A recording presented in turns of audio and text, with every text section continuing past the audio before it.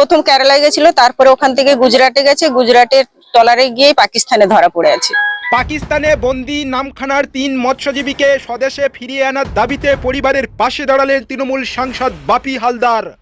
দক্ষিণ 24 পরগনার নামখানা ব্লকের নারায়ণপুর গ্রাম পঞ্চায়েতের নাদাভাঙা এলাকার বাসিন্দা তপন মহাপাত্র, কাশীনাথ মণ্ডল ও দিলীপ বাগ প্রায় 3 বছর ধরে পাকিস্তানের জেলে বন্দী বলে অভিযোগ পরিবারের।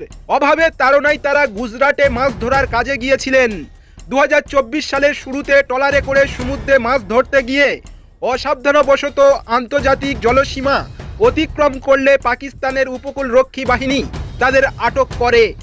পরিবার সূত্রে জানা গিয়েছে 2025 সালের প্রথম দিকে হোয়াটসঅ্যাপের মাধ্যমে একটি চিঠিতে বন্দিদশার খবর আসে, তবে তারা ঠিক কোন জেলে আছেন তা এখনো স্পষ্ট নয়। দীর্ঘ সময় পেরিয়ে গেলেও মুক্তির কোনো সুরাহা না হওয়ায় উৎকণ্ঠায় দিন কাটাচ্ছে পরিবারগুলি। বুধবার কাকদ্বীপের নাদাভাঙা এলাকায় গিয়ে পরিবারের সদস্যদের সঙ্গে দেখা করেন মথুরাপুর লোকসভা কেন্দ্রের সাংসদ বাপি হালদার। সঙ্গে ছিলেন প্রশাসনিক আধিকারিকরা। সাংসদ বাপি হালদার আশ্বাস দেন বিদেশ মন্ত্রকের সঙ্গে যোগাযোগ করে দ্রুত দেশে ফিরিয়ে আনার জন্য প্রয়োজনীয় প্রশাসনিক পদক্ষেপ নেওয়া হবে। প্রশাসনের এই উদ্যোগে প্রিয়জনদের ফেরার আশায় বুক বাঁধছেন পরিবারগুলি।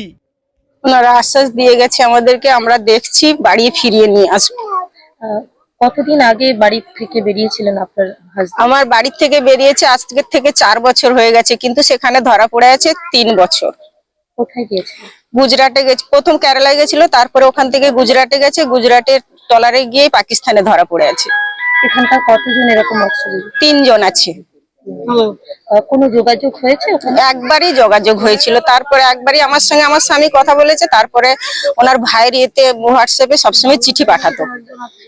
পাকিস্তানে যে জেলবন্দি হয়েছে সেটা খবর পেলেন কি করে? ওই তার ভাইয়ের কাছে প্রথম চিঠি আসে যে মালিক পক্ষ থেকে, যে তোমার ভাইরা এখানে দাদা আটকা পড়ে গেছে, সব ডকুমেন্টস ছাড়ো, ওদেরকে সেখানে পাঠাতে হবে ডকুমেন্টস। 3 বছর হয়ে গেল, আপনারা প্রশাসনের দ্বারস্থ হননি? না, আমরা যাইনি, জানিনি, সব জায়গায় জমা দিয়েছি, সবাই বলছে যে দেরি হবে।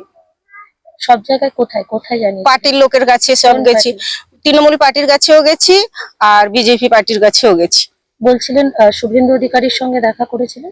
না, আমরা শুভেন্দু অধিকারীর বাড়িতে গেছি, কিন্তু ওনার পিএ বলছে ওনার সঙ্গে দেখা হবে না, শরীর অসুস্থ আছে, ওই ডকুমেন্টস গুলো আমাদের কাছে জমা দিয়ে যাও। আমরা জমা দিয়ে এসেছি, আমরা দেখা করার জন্য প্রচুর চেষ্টা করেছি, কিন্তু আমাদের সঙ্গে দেখা হয়নি। আজকে আপনাদের বিধায়ক এবং সাংসদ এলেন, কোথাও গিয়ে কি মনে একটুখানি জোর বাড়ছে? হ্যাঁ, একটু তো জোর বেড়েছে, যে ওনারা বলেছে যখন ঠিক হয়তো নিয়ে এসে দেবে, কিন্তু যতদিন না আমার স্বামী আসছে বাড়িতে ততদিন আমার তো আর আশ্বাস তো শেষ করতে পারছি না, কেন আজকে 3 বছর। পরিবারে কারা কারা আছেন? আমার 2 ছেলে আর আমি। কি নাম আপনার? আমার নাম মমতা মহাপাত্র। আপনার স্বামীর নাম? তপন মহাপাত্র। দেখুন, এটা আমাদের মানবিক কর্তব্যের মধ্যেই পড়ে। আমরা গত পরশুদিনকে জেনেছি আপনাদের মাধ্যমে, মিডিয়া এবং সোশ্যাল মিডিয়ার মাধ্যমে আমরা জেনেছি, আমাদের কাছে এসছে। আমরা জেনে অবাক হলাম যে 3 বছর হয়ে গেছে আমাদের কাছে কোনো মেসেজ, কোনো খবর পৌঁছায়নি।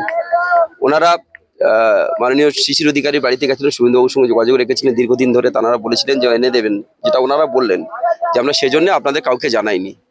তো সেটা আমাদের কাছে খুব প্যাথেটিক লেগেছে যে এতদিন হয়ে গেল, জানাতেও দেয়নি, করেও দেয়নি। দেখুন, আমরা মানবিকতার খাতিরে মানুষের জন্যই মূলত আজকের কাজ করছি। মানুষের ভালো থাকা, ভালো রাখা, এটা আমাদের দায়িত্ব, কর্তব্যের মধ্যে পড়ে। আমাদের প্রিয় সাংসদ অভিষেক বন্দ্যোপাধ্যায় তিনি জেনেছেন বিষয়টা, জেনে নিয়ে সঙ্গে সঙ্গে তিনি বললেন যে ইমিডিয়েট আমাদের সঙ্গে একসাথে যাতে করে ফিরিয়ে আনা যায়। ইতিমধ্যে তিনি আমাদের ভারতবর্ষের পররাষ্ট্র দপ্তরের সঙ্গে তিনি যোগাযোগ রাখছেন এবং সমস্ত ডিটেলস তিনি নিয়েছেন।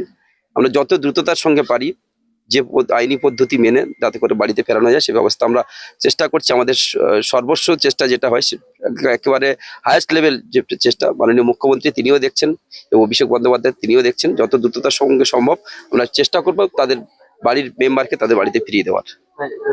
ইস্যুটাকে নিয়ে কি সংসদে তুলবেন? নিশ্চয়ই। দেখুন, আমরা এর আগে আপনারা জানেন, সংসদে গোলা ফাটিয়েছি, বলেছি। বাস্তব ক্ষেত্রে যেটা হয় আপনারা সবাই জানেন, নতুন করে কি বলবো। ইরাকের আপনারা এই নামখানারই ব্লকের 5টা পরিবার ইরাকে আটকে ছিলেন, বহুবার আমরা বলেছি, কিন্তু বাস্তবে তারা কিছুই করতে পারেনি, করতে চায়নি। আমাদের প্রিয় মুখ্যমন্ত্রী মমতা বন্দ্যোপাধ্যায় নিজে কথা বলে, পররাষ্ট্র দপ্তরের সঙ্গে কথা বলে সেখান থেকে যতটা যা করার গেছে, এবং আমরা ইতিমধ্যে তাদের বাড়িতে পৌঁছে দিয়েছি। এবং এই বিষয়েও আমরা নিশ্চিতভাবে পার্লামেন্টে বলা থেকে শুরু করে সবটাই বলছি। আপনারা জানেন যে আমরা চেষ্টার বিন্দুমাত্র ত্রুটি করছি না, সেই জায়গা থেকে সর্বোচ্চ চেষ্টা যা যা করতে লাগবে সবটাই করবো আমরা। Thank you.